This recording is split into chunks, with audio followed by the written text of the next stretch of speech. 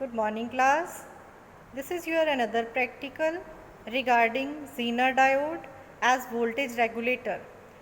So it is same as I have used for the load resistance constant term, but here load resistance will be constant and in that case load resistance was variable. Now here on the left hand side I am having step down transformer from where input is going to be supplied, and that input will be given to the Zener diode. Zener diode is there in the circuit after resistance R. So output will be at the load resistance end, that is output end. There I have marked positive and negative sign. So corresponding to the constant load resistance, I can trace the value for input voltage to the output voltage. So here with the help of constant resistance value, input value of voltage and output voltage value we can trace.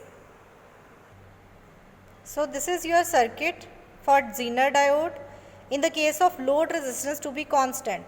So here this multimeter I have used for the resistance purpose. Here ohm is written, that is load resistance value, and it is connected at the lower end. These are the lower end, or you can say output end, and this is input end.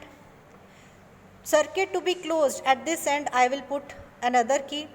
Now this is Zener diode and this is connected to this input voltage. So here input voltage here is 6 voltage, okay, and this knob is used for the purpose of the variation in input voltage. Along with that I can trace the output voltage also.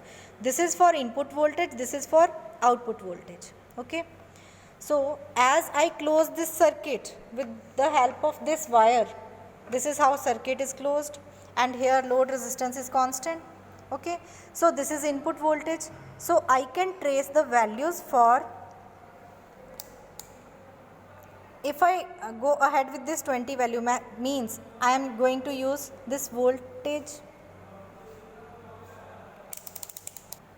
So this is how knob is to be maintained at this 20 volt, 20 point, that means this is voltage I am going to be used.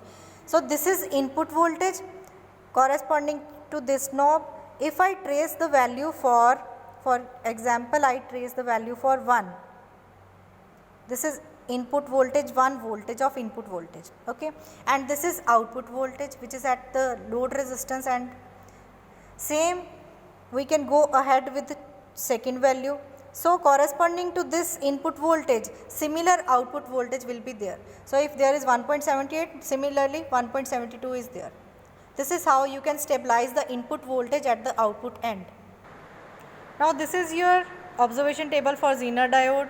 Here input voltage, as I have shown you in the digital circuit, that one value is for the input, and corresponding to that load resistance is constant, that is 1 kilo ohm. So output voltage, this is how we can trace those output values, okay. So whatsoever input voltage I am going to supply, corresponding output will be there on the another multimeter. If there is some kind of variation, like if I suppose to be input voltage is 1 volt and output is 1.1, such kind of variation can be there. So this is how we can stabilize input voltage, that is 1 voltage, and output voltage also at 1 voltage corresponding to the load resistance constant value, and that is 1 kilo ohm. So there is a formula of V, that is voltage at the output end, which will be RL plus R into Vz upon RL. So here RL is 1 kilo ohm plus R is that resistance, with the help of which input voltage is to be supplied at the Zener diode, Vz, and Vz is that amount of voltage which drop across the Zener diode. RL is again load resistance. So this is how you can go ahead with the calculation of voltage at the output end. Thank you class.